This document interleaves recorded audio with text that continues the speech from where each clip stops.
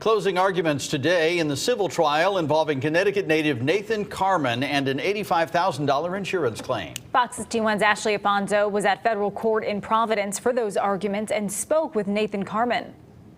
The insurance company's attorney spending just 30 minutes in closing arguments trying to prove the point he's been making all along, that Nathan Carman made modifications to the boat that caused it to sink. Carman's attorney, however, spending over an hour and a half trying to poke holes in all of those points, and also saying that Carman was sold an old boat and there's no way of proving why it actually sank. Walking out of court today at the end of closing arguments, Carman breaking his silence for the first time in this more than 2-week trial.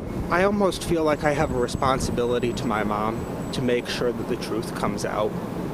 And Mr. Farrell and the insurers, Boat US, Berkshire Hathaway, National Fire and Liability, have made claims against me that are so tremendous, I don't feel like I can walk away from them. During closing arguments, Carman's attorney also argued that Carman was sold a boat that was never actually meant to be a boat, instead a plug, as he called it. The person who sold him the boat, Brian Woods, was in the courtroom at that time, visibly shaking his head. He spoke with us after closing arguments. It was an excellent boat. The survey proved excellent. He used it for many months before he had this problem. He altered the boat. I mean, ultimately, he sank the boat. Throughout the trial, the arguments have been the same. The insurance company has argued that Carman made modifications that caused the boat to sink by removing the trim tabs. Carman's attorney arguing that the boat was old and there's no way of proving what actually caused it to sink. During Carman's testimony, he detailed the moments he realized the boat was going to sink. He said he told his mother to reel in the lines, but never heard from her again.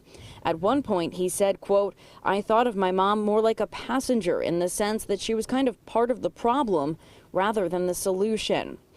This case has gained so much attention because Carman is considered a person of interest in the death of his mother, who was on board that boat, and also the 2013 death of his grandfather, who was found shot to death in his Windsor, Connecticut home. But the judge has said that no evidence in either of those cases able to be brought into this courtroom. This was strictly to decide whether Carman was entitled to that insurance payout. The judge said he will hand down a written ruling, but said that will take at least another 2 weeks. In Providence, Rhode Island, Ashley Afonso, Fox 61 News.